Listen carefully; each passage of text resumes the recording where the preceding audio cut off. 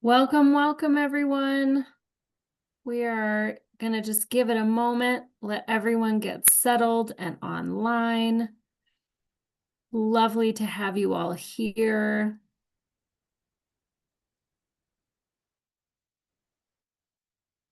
Welcome.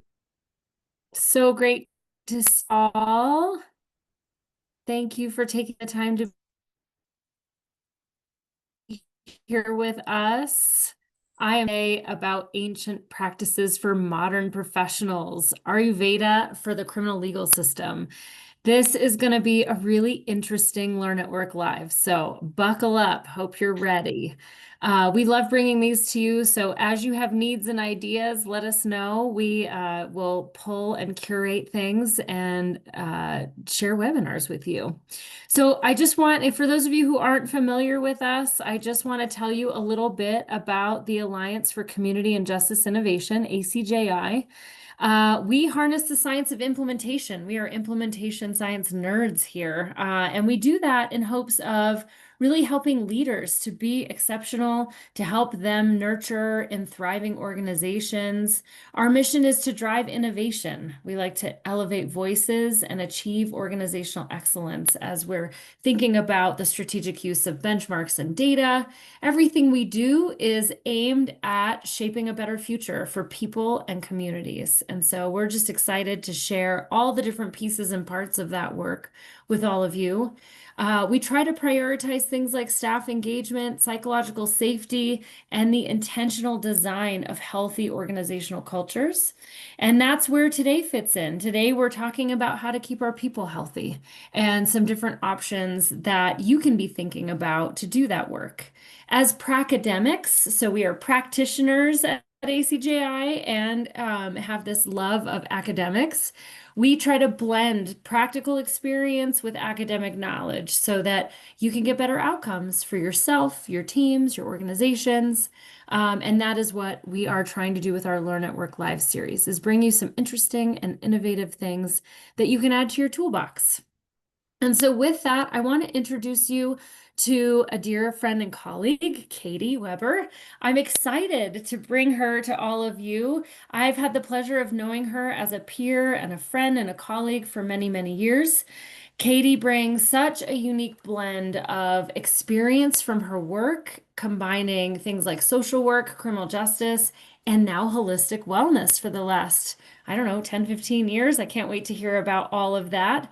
She has this incredible ability to support people and teams. And because she's worked in the criminal justice system, she's both grounded in what works in the field, understands what it means to work in this space and be healthy in this space.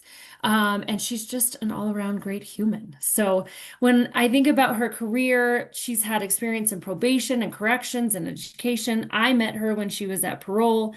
And she's really skilled. She's been working with frontline staff and supervisory staff through ACJI work for a while now, helping to apply evidence-based practices and helping people to take care of their own well-being and show up as their best selves at work. And she's just really amazing at it. So at ACJI, Katie plays a key role in building strong, purpose-driven teams that are really centered around health, well-being, and growth. So outside of her professional work, Katie's a dedicated yoga teacher, and she's a lifelong student. She's been practicing for some time, since I think 2003 is what I learned. And how it originally started as a way to help her keep healthy and keep her well-being in check as a parole officer. She now offers these teachings to others.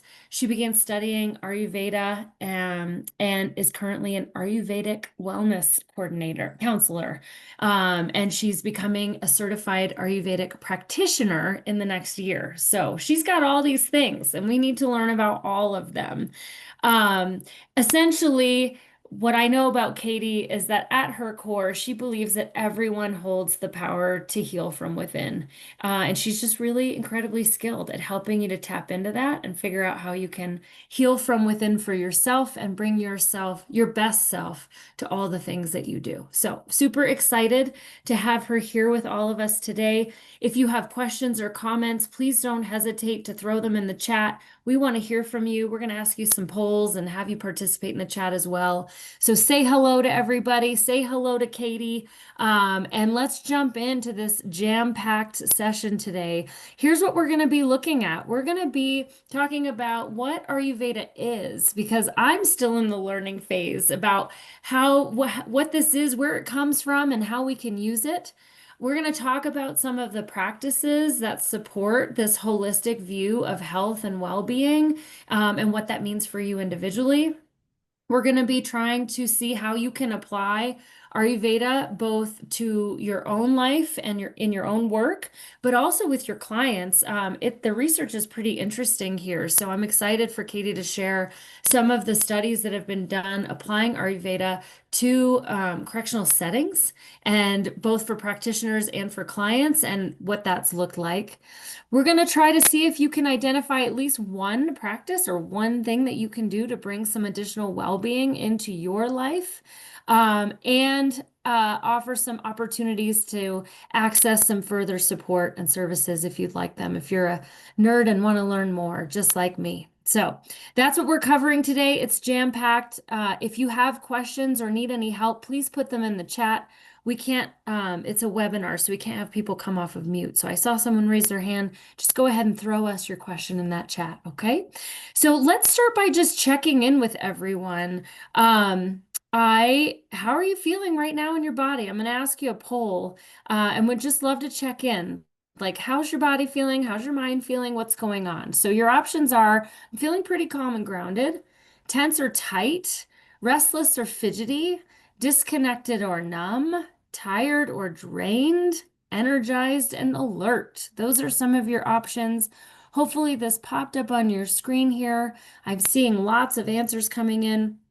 We're going to share the results with everyone, but you won't be able to see who said what, so it'll all be anonymous. You'll see what it looks like in just a second.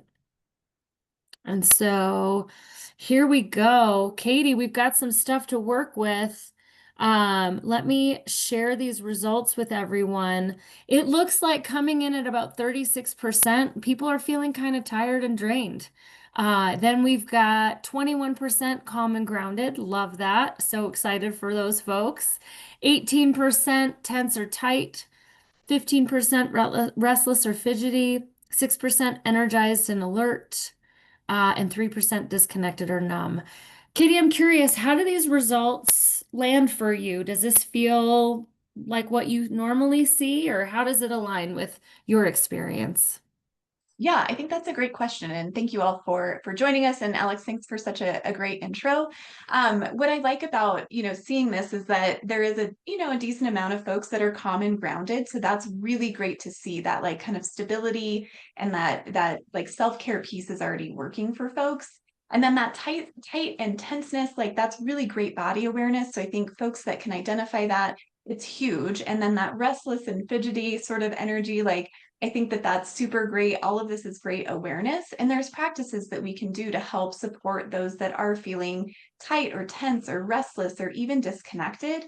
And it's Friday, it's, lunchtime. So it's not surprising that people are feeling tired and drained. We're also in the summer season, right? So we're at the start of what we call like the pitta season, summer season. So it's hot, like it's hot outside. We might feel more hot in our bodies. And so that one also does not surprise me for a number of reasons. Awesome. Well, I'm glad that we're all kind of sitting where we need to be, and there's some pros to understanding even when we're not feeling great in our bodies. So thank you for that. So where did this all come from? Let me just give everyone some history. We did a webinar last month, that was about work-life balance and how it's baloney. I'll just use that word instead of the other word that I used. And the idea was that kind of traditional concepts of work-life balance, this idea of finding a true balance, like a 50-50 split between work and your personal life is just kind of silly. And that what we're really looking for is to design a better way to bring wellness into all the spaces of our life, to create some alignment around where we feel passion and energy and energized. And so I know we're going to be sharing the link to that webinar in case people didn't have a chance to watch it and want to check it out. But one of the ways that you've created some balance in your life has been through these practices. So, Katie, I'm just curious, what does balance mean to you? And what does this look like for you? Yeah. I think it's a really key thing to think about. And I think it's a really big thing in Ayurveda. So there's some different, Sanskrit slokas or sutras, like passages from some of the ancient texts that talk about like in all things that we experience that we really do want to find balance. And I think what you said in finding alignment doesn't mean that it necessarily is 50-50 or equally split through everything. And I think often when we go through new experiences or we try something new, like that causes stress and that can be really hard. And so, we often will stop before we have the chance to let things really take root. And so even when things are well intentioned and we're motivated, we still need to have that balance if we're going to try something new. And so for me, like the Ayurvedic practices, the yogic practices have been a huge part of my life and continue to really guide and provide that sort of balance. And that's how I found alignment and like being able to transition out of my position with the Department of Corrections. This is so great. There's so many things coming to mind for me that I was just doing a training yesterday talking about kind of how we respond to change, and that when we are stepping outside of our comfort zone, either willingly or unwillingly, the first place we go is fear. And so I love that what I'm hearing and what you're saying is that there's a real opportunity to build wellness and balance, whatever that means, alignment for ourselves, because without it, we don't have the energy and what it takes to be able to step through that fear zone and get into the learning zone. And we're at risk of just kind of doing more of what we've always done and staying in that comfort zone place, which for many of us means like staying stuck in some old patterns that aren't super helpful. That's Yeah, great. absolutely. Yeah. Yeah. Thanks for sharing that. So, in that, I'm curious. I hadn't heard of Ayurveda before until you told me about it. So, can you tell what is this thing and where did it come from? Yeah, yeah. So great question. Ayurveda is a Sanskrit term. It kind of loosely translates to like the science or the wisdom of life. It's often referred to as the sister science to yoga. There's other Vedic traditions that kind of fall within that. And so Ayurveda is really about finding balance, living with nature. It's both like a modern healthcare medical practice from India, and it's also very ancient. So it's been around for thousands of years. Mm. And so you can go to India. I'll go there myself in November to complete my internship. So they have both like traditional Western sort of medical hospitals and healthcare centers, and they also have like Ayurvedic clinics and wellness centers. So there's a few of those like in that kind of similar capacity in the United States, but it's still kind of building up some momentum here. But in Ayurveda, it's really a lot of emphasis on the elements and the elements that form the doshas. And there's a lot of emphasis on the circadian rhythm, on seasonal routines. There's a lot of focus on our digestion. I like in Ayurveda to sort of like the philosophy. It also talks about lifestyle adjustments. And the other thing that I think like, I get like really nerdy on is that it also feels like a practice model, much like motivational interviewing. So we have like thousands of years of data of practices like Ayurveda and yoga really working and showing its effectiveness. And so the other thing with Ayurveda is that the approach is meant to be very individualized. So just like we would want, people that are working in community supervision to have very tailored case plans with their clients, or those that are supervising staff that they are working with their staff in a really individualized way. It's the same thing with Ayurveda. So we want to look at the entire person. We want to see what is working well, what some of the imbalances are, and then what are some of those adjustments that we can do to help bring like optimal health or optimal healing. And so there can be practices that are as simple as adjusting meal times, all the way through like breath work and yoga, herbs and formulations, body work, like basic like at-home body work protocol, and then even to what's called panchakarma, which translates to 5 actions, which is kind of like the big hallmark of Ayurveda. It's like a really intense purification process. And so these are things for me that you might have imbalances that aren't severe or urgent enough that you need to go see, like an ER doctor or even your primary care, but just things like my sleep is off, or, people with periods, like you're having issues with your menstrual cycle, all the way to like having acid reflux or diabetes, like whatever that may be. We look at the whole person, body and mind, and then we work to create a really individualized, essentially like a case plan for folks, if you will. And so it's not, it's very different from the Western style of medicine where, you may go in and have issues, you get diagnosed with having hypothyroidism, as an example. And then you can go to like many doctors and they're going to all prescribe you maybe Synthroid or something like that. And so in Ayurveda, the approach that all of us are working towards is probably similar or the same, but you may have some more nuance depending on what the practitioner is noticing in you, your environment, your age, and all of that stuff. So it's really meant to be very individualized, very encompassing. So it's not just like, I think in the West, we often think of yoga as just a physical exercise, but it's really just 1/8 of like this huge, larger philosophical approach. And Ayurveda is the same way. So there's small little things that you can do with both yoga and Ayurveda to bring a lot of healing and a lot of balance and wellness. How interesting. As I'm listening to all of this, it feels like Ayurveda is perhaps an option for wellness and well-being that happens before you ever need to go to the doctor. It might be even prevention to avoid having to go to the doctor. Yes, I've that's a had, great observation. yeah, I'm thinking about all the times in my life where like I've been struggling, whatever that looks like, not feeling well, not sleeping well, maybe really stuck in my head. And have wondered like what is the option? You don't go to the doctor for that and just say like I feel off. Or maybe you do and maybe you get prescribed some medication. It sounds like this is an alternative to that, and it's a way of really looking holistically at your lifestyle and how things are working in alignment or not, and trying to create some more alignment between all the things. Yes, absolutely. And I think what you described is great. It's Ayurveda is both prevention and it can treat different diseases and imbalances. We call them rogas in Ayurveda. Yeah, but the idea is that we have the ability to recognize imbalances, further, much before they get to be really detrimental to someone's health. So yes.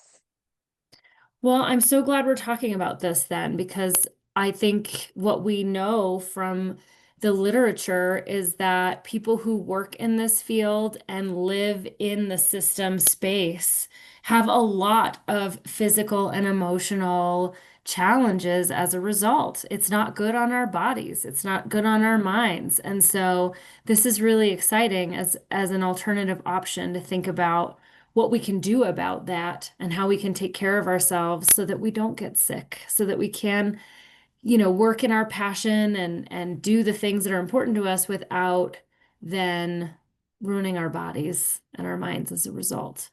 Yeah. How interesting. So when you're kind of doing an assessment of someone and thinking about where Ayurveda might be helpful, what kinds of things are you looking at specifically? Yeah, that's a great question. So we kind of look at 5 things. So I'm going to throw a couple of words out that are in Sanskrit for folks, and then I'll talk a little bit about it. So we look at their constitution, or what's called your prakriti. This is like your natural state that you were born in, that you were born in this really complete, balanced state. And then we also look at your current state, which is called your vrikriti, which is like any sort of imbalances that you may have. The big thing in Ayurveda too that we look at is your digestive state, or what's called your Agni. By and large, the majority of people that I've worked with, like digestion is not optimal. And so if we don't have optimal digestion, then that's where a lot of the imbalances are going to come from. So I mean digestion both in like how we're intaking and digesting food, but then I also mean it in more of a subtle way. So that can be some of the cultural stresses that people face in the agencies that they work in, some of the political stuff that we're experiencing, some of the media that we're consuming. It's like all of the things that we digest. How are we digesting those? That's called your Agni. And then we look at kind of the level of toxins or what's called ama. And ama for folks can turn up in terms of like feeling really lethargic, not feeling like they have a lot of energy. That's something kind of like you described, Alex, just a little bit ago, just that something's off with your body. And so any ama is really anything that is not processed in your body.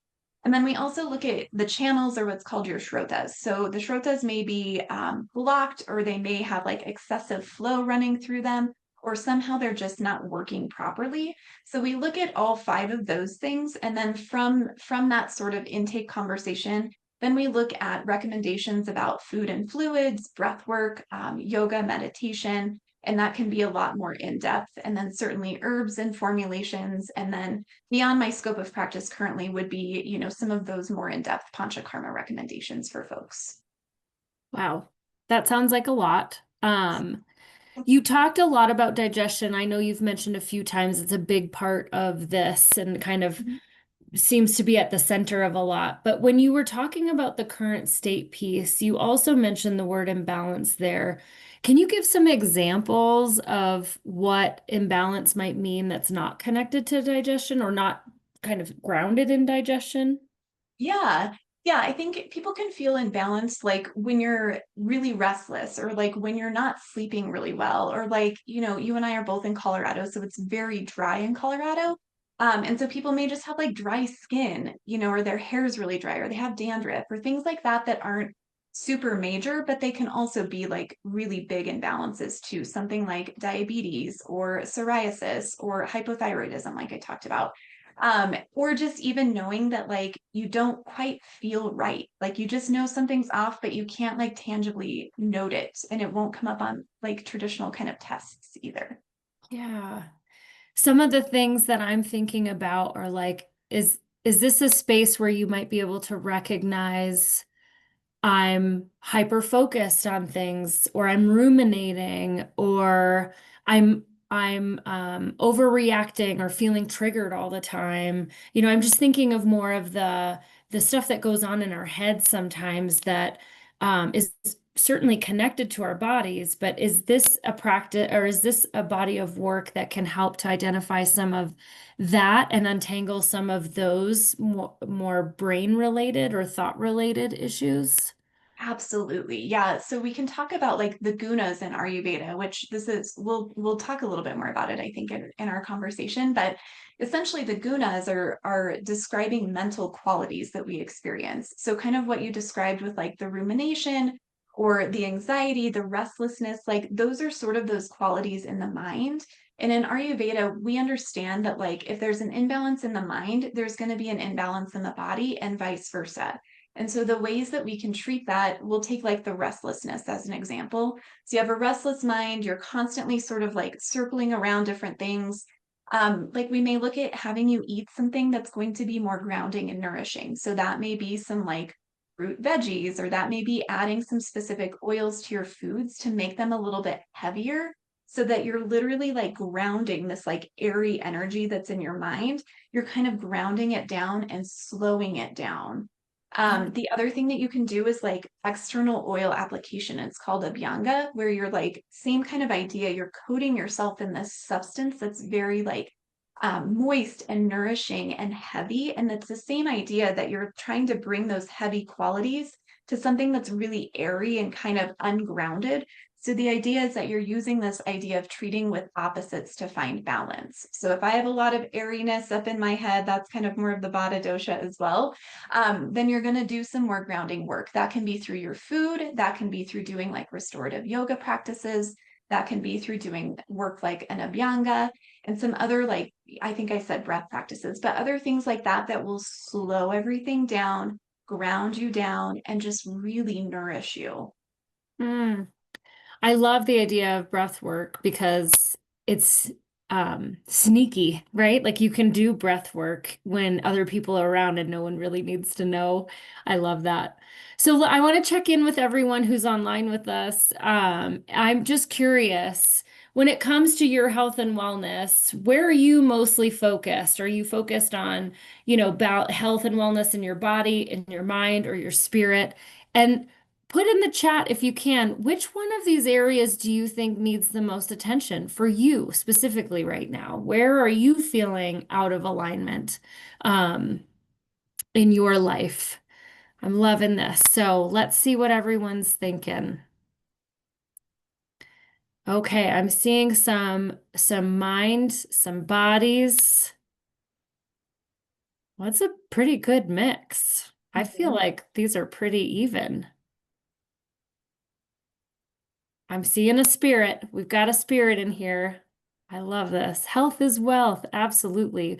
Isn't that interesting? We take our health and well-being for granted until we just can't anymore. At least that's been my experience. All in.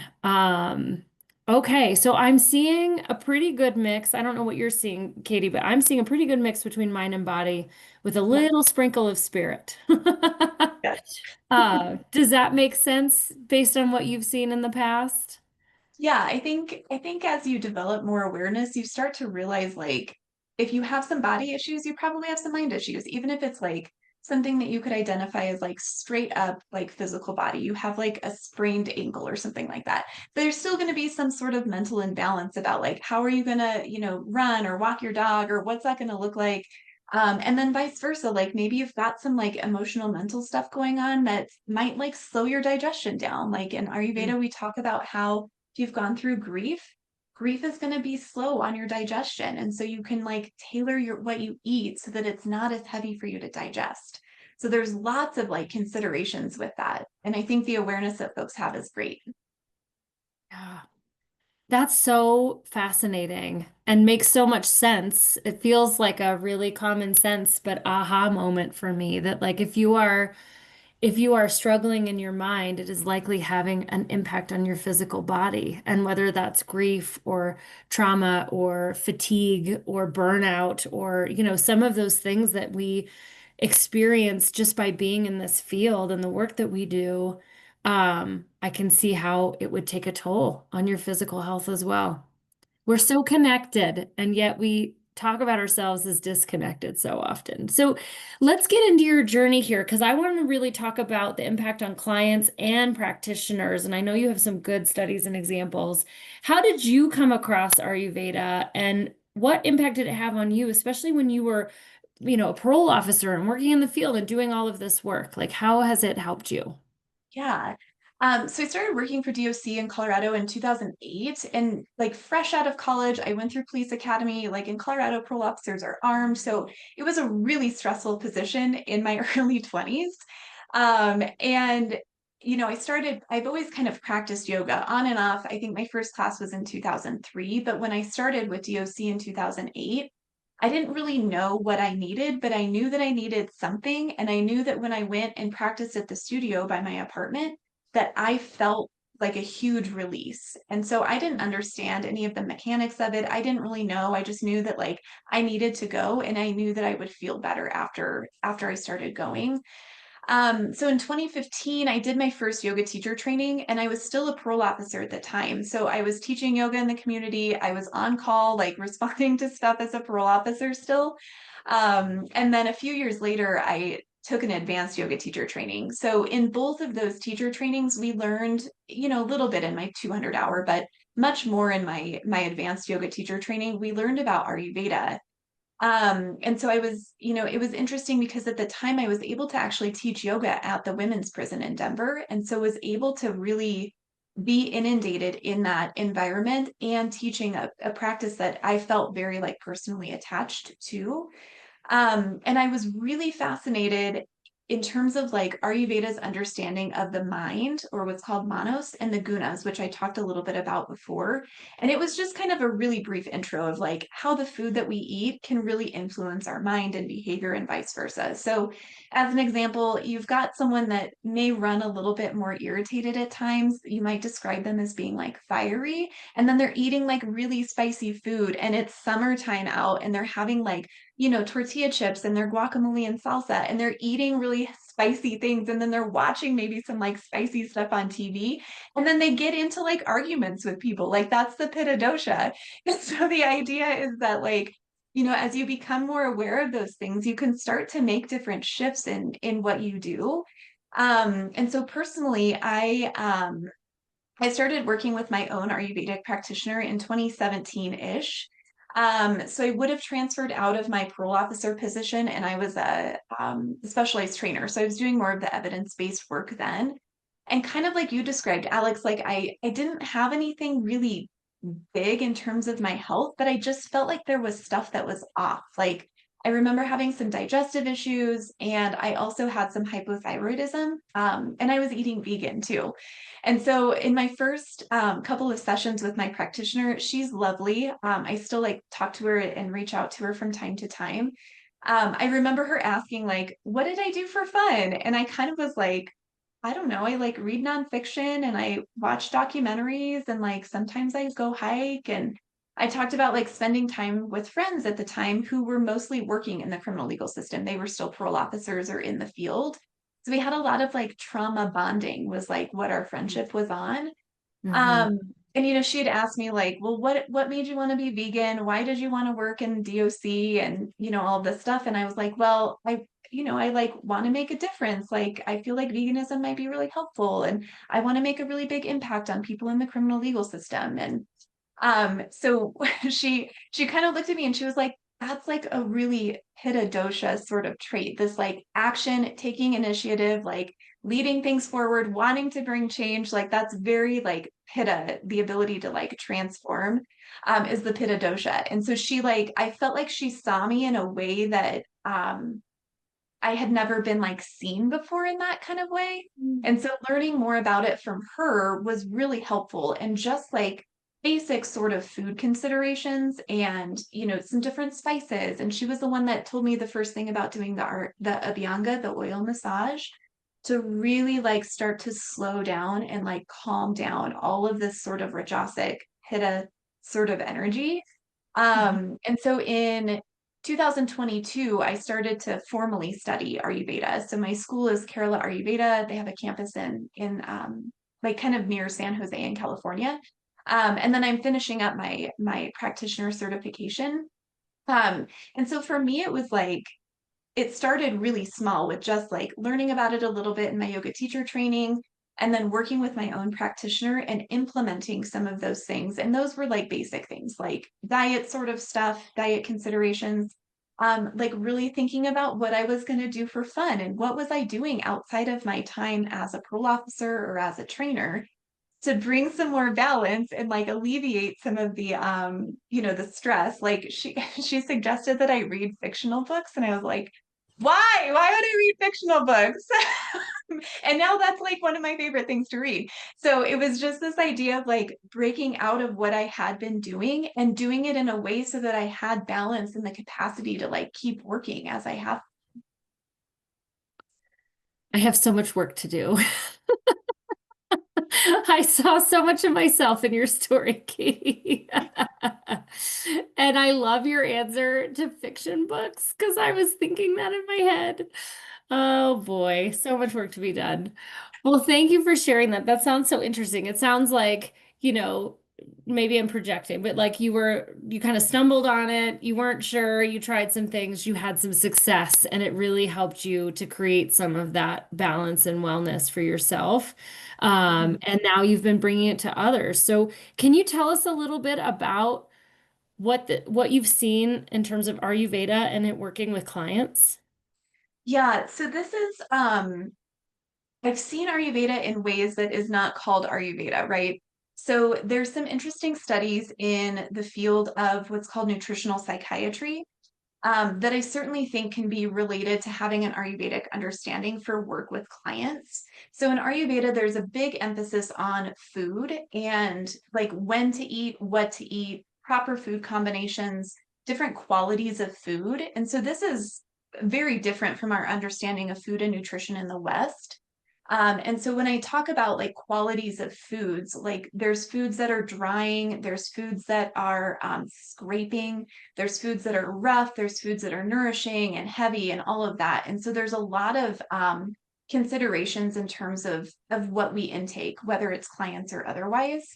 But one of the studies that I came across, this was back in 2020. So Impact Justice did this huge work on food in the prisons. And Mhm. I mean, they reviewed state prison policies over nutritional guidelines. They interviewed staff and clients about experiences with food. And they really kind of reviewed people's access in prisons. It was solely focused on prisons. So they focused on access to like fresh fruits and vegetables, processed and packaged food items, whether there were spices or condiments. So spices are a really big way of providing treatment for folks in Ayurveda. You can like spice up their digestion if it's too slow, or like, cool it down if it's if it's too hot.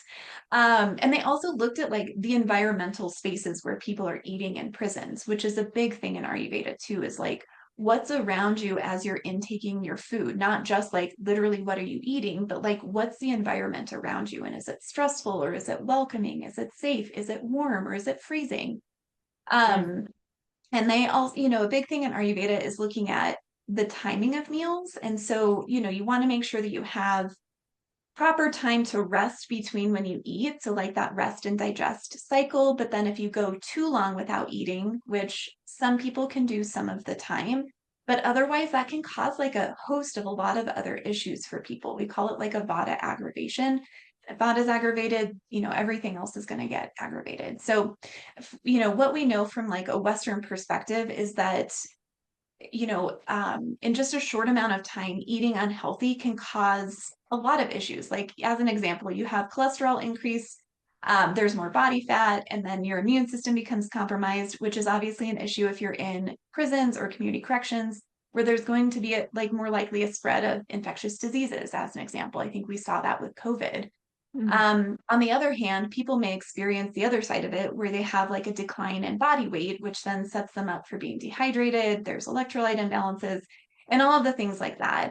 The other thing is that what's coming out in the West, and specifically in this field of nutritional psychiatry, is that when we consume this sort of ultra processed food, and I don't really consider it to be food, so I'm using air quotes, but there can be this like increase in inflammation in the body, which then can impact our gut biome. And when there's inflammation there, the West is starting to understand that there's a connection between our gut and our mind, our gut and our brain, which Ayurveda has known about for many, for thousands of years.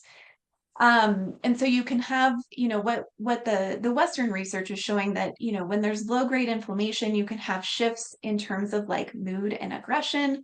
There's some studies where they showed that declined health states can reduce one's ability to have self-control, which we know is a big criminogenic need if you have that lack of impulse control.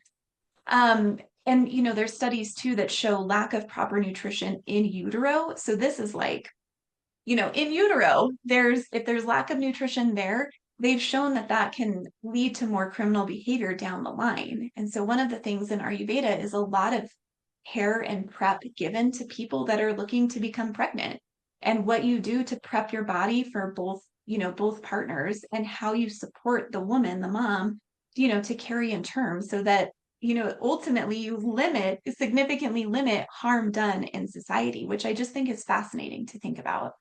Mhm. And so there's been some other studies. This one is a while ago, it was in the 80s, but I think it's super interesting. So in a juvenile facility, they altered the meal, and the only thing they did was they reduced, and I don't have the specific amounts, but I know that they reduced sugar, like refined sugars in the meals.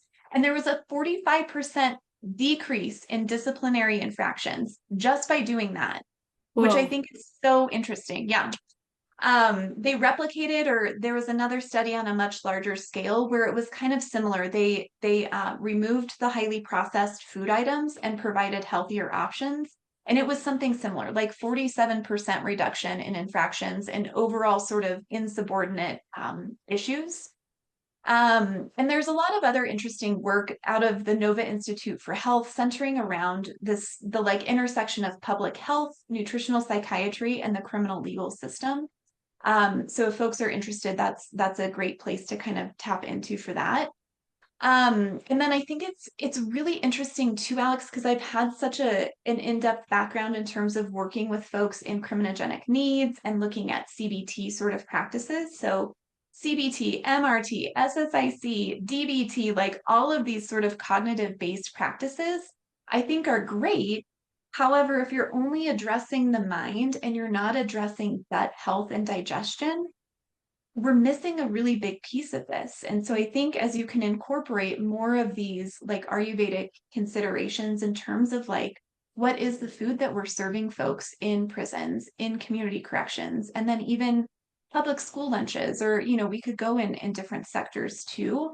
And what is the access that folks have to fresh fruit, to, meat, to gardening practices, like all of those types of things. I think are a really big opportunity to completely shift our understanding of criminogenic needs.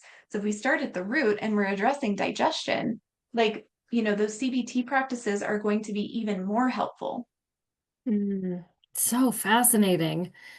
So I want to make sure that we jump to what this looks like for practitioners. What's your experience been like, and what does the research say there? Yeah, so that's that's a good question too. I don't have a lot of information about like outside of the work that I've done with folks. So I have been able to do some Ayurvedic work with clients that I've had as coaches or in my coaching position.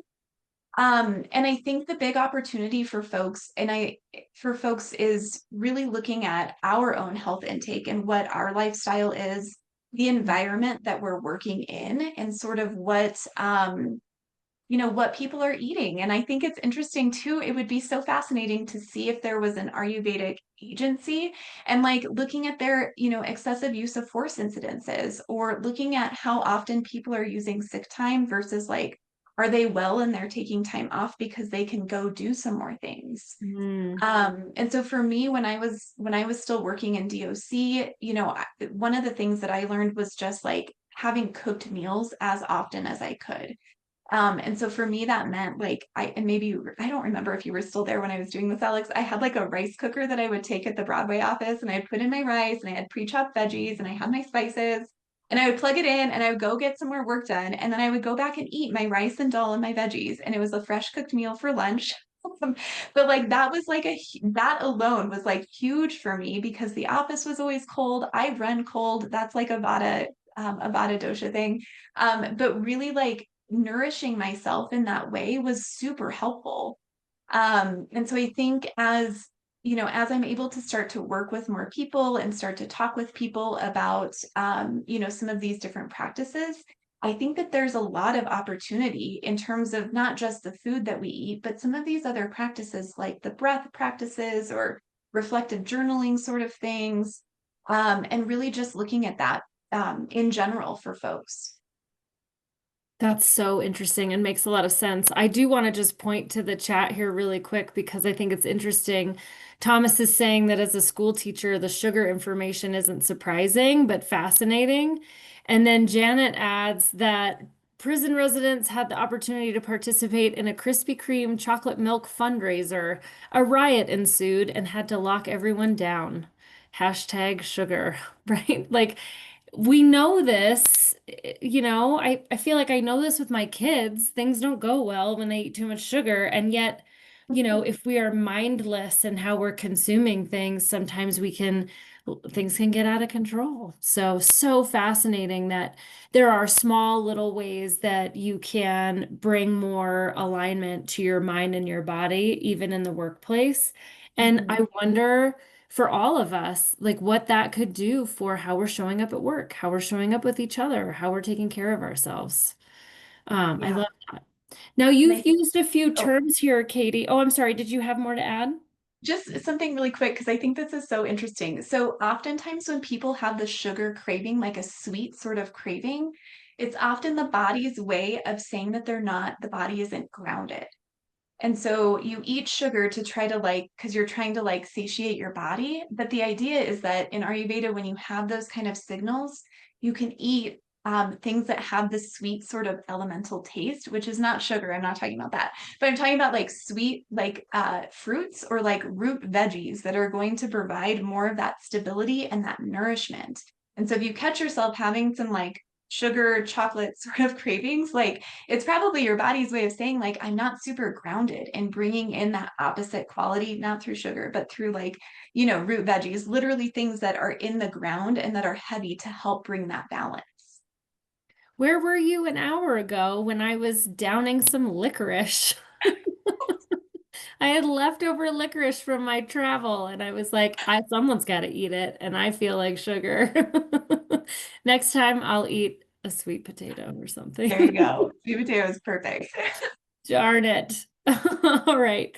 So you've mentioned these terms a few times. Can you give us just a really quick rundown of what they mean?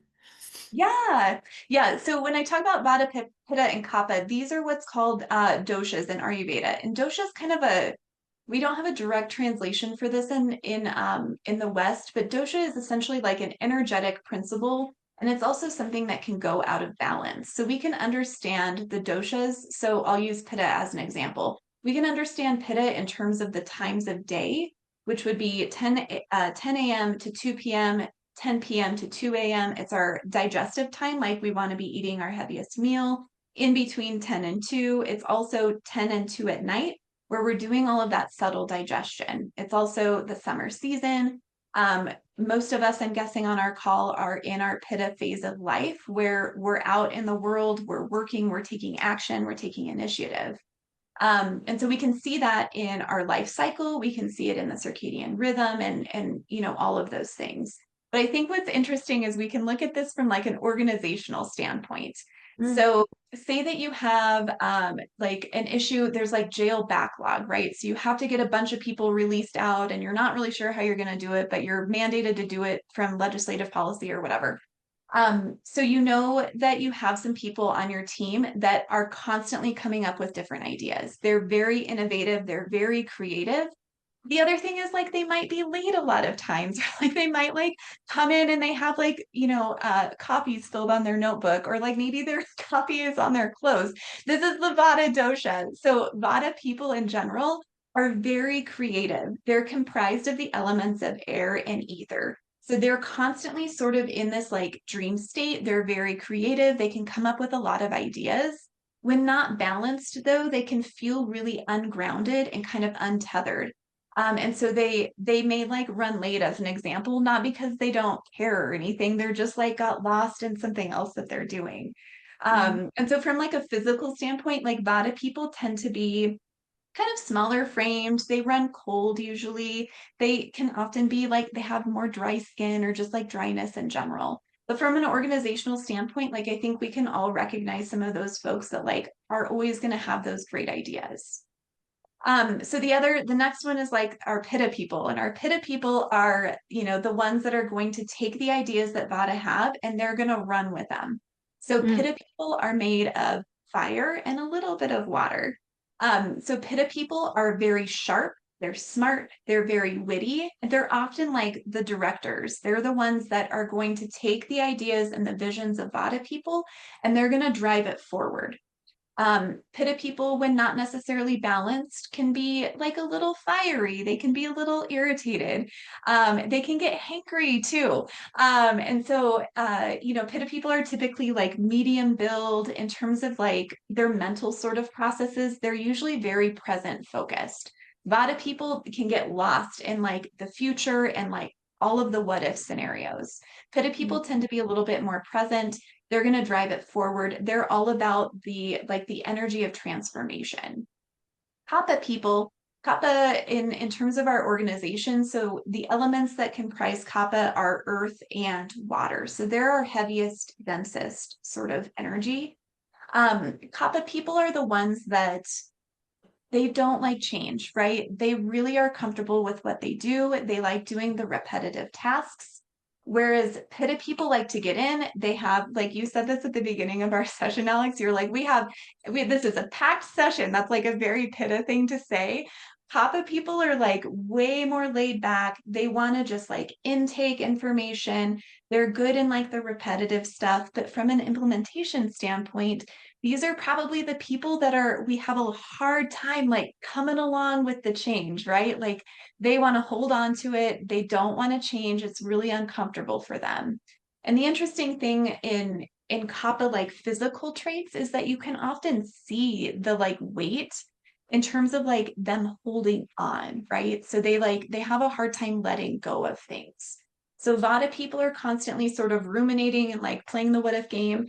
Kappa people are in the past thinking like, like ruminating over what they could have, would have, should have done. Mm. But the thing with Kappa people is that, once they're in the routine, they're the energy of stability. So they're going to keep things going and keep it moving. And so, from an organizational standpoint, we have all three of these, right? And you probably have some people, or maybe you're recognizing this in yourself, where you're like, "Ooh, I got a lot of pitta." That's my main one. And it's totally fine. There's not like one that's better or worse than the other. And the idea isn't that you are like equally balanced in each of those, but just that you have the awareness that there's going to be those different strengths within each sort of dosha, and knowing how to work with that, I think, can be really interesting. So if you can get the kapha people to come on board, they're going to be the ones to sustain it. They're the ones that like pitta people are going to plan the parties. A lot of people are going to have the like theme for the parties. Kapha people are going to go because their friends are going and they like want to be a part of it with everybody else. I love that. It's like a different way of looking at personality tests. How fun. Yeah.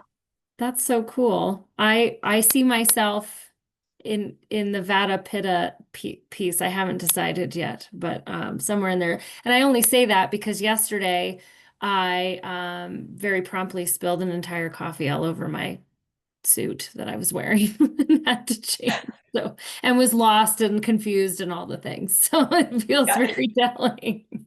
So we only have a few minutes left, Katie. I'm wondering, can you give us like a strategy or a tool or something small that we could put into place to kind of bring Ayurveda to life for ourselves?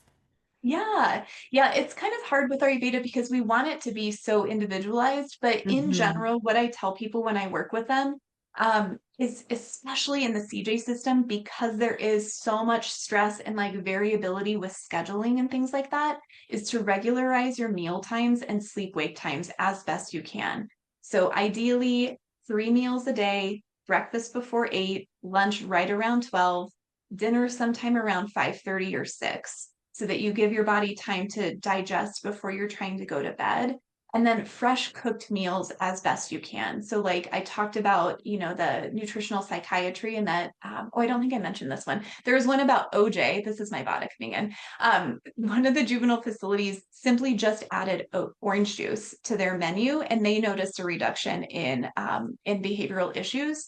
And so, OJ, when we think about orange juice and fresh food, has a lot of prana in it. So as you're intaking really fresh prana, life force, vital energy, that's going to help your body to feel more rejuvenated and more nourished.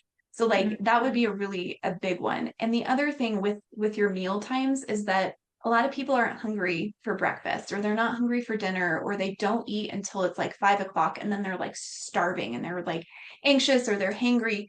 But as you start to eat at more consistent times, your body will naturally start to prepare to digest sooner. And so you'll start to feel more hungry and you'll start to have a better appetite, which then will set you in a different trajectory in terms of other health outcomes. So that's a big one. The next one, I mean, this one can be pretty simple, is just to sip on some hot water first thing in the morning. So that helps to sort of flush out anything that might be stagnant or accumulated over the nighttime, because your body is not really able to absorb the first sort of things that you put in. So if you sip the hot water, it helps flush everything out. It also sets your body up to be able to digest. So our digestion needs to be warm. So if you notice that you're like never really hungry for things, maybe try having some hot water, like, 30 minutes to an hour before your meals, and see if you can get your digestive system to warm up a little bit more. I think that can be really helpful. The other thing you talked about this, Alex, of adding in a breath practice. So there's a myriad of different ones that you can do, but as you start to add in a breath practice, you start to expand your body's ability, like you expand your window of tolerance essentially. And so you're still going to have the like ebbs and flows and the stresses, and people are still going to get released when they shouldn't have, or staff aren't going to show up. But the idea is that as you do mindfulness practices like a breath practice, you start to build your window of tolerance. And so what you do there is you start to be able to like be more balanced throughout the already existing ebbs and flows in your life. And so that can be, you can Google, you can YouTube them, you can reach out to me and I'll send, there's a bunch of different ones. But starting with just a couple of minutes and then building your capacity to do that over time. So it's like, I talk a lot about like micro dosing moments of awareness many times throughout the day, and that can help build your capacity. So I think that's really helpful. And then eating seasonally, it's a big one for Ayurveda. So, it's summer season, so you want to have the opposites. So, like limiting spicy foods for summertime, as an example. So, you want to pick some cooling fruits like grapes. You sip on coconut water, adding cilantro to your food, limiting spicy foods, like I talked about. And then I think just in general, like this group that we're on with had great awareness of like how they're already feeling. And I think that's a good start. So, now as you start to become more aware of it, like notice like how did that food really impact your mind, how did it impact your body, or maybe you watch something kind of violent on social media or on the news or whatever it was, how did that impact your body, and just starting to have some more of that awareness and dialogue. Love that. I mean, everything I'm hearing you say is that you don't need balance, you need alignment. And alignment between your mind and your body and what you're putting in and all of that kind of stuff. It's so great. Yeah. So if folks want to learn more, Katie, they can reach out to you. That's right. Yep. Yep. So Absolutely. Katie is up on our website, on our about page. Diana's putting it in the chat as well. If you want to connect with Katie and be like, what can I do? There's ways to do that as well. Thank you so much for sharing this. I've learned so much today, and have a lot of work to do. So there is that for sure. I do want to let folks know that our next Learn at Work live session is going to be about cracking the culture code. That's on August 8th. And it'll be Glenn and I talking about culture, psychological safety, those kinds of things. If you want to join us, you can register. And of course, if you can't make it, we'll always send you the recording. Everyone who's been on here, you're going to get the recording. So stay tuned for that. If you want to learn more about the Learn at Work suite, you can always put more in the chat and we will share some information. You can find more information on our website as well. And of course, Katie and I want to hear from you. We want to hear about what this was like for you, what you want to learn more about, what Learn at Work live sessions you'd like to see in the future. So don't hesitate to reach out. We want to hear from you. Thanks so much for taking the time to be here with us today. Have a great weekend. Do some Thank you, everyone. Ayurvedic alignment work over the weekend. Thanks, Alex. Thank you, Katie. We so appreciate you.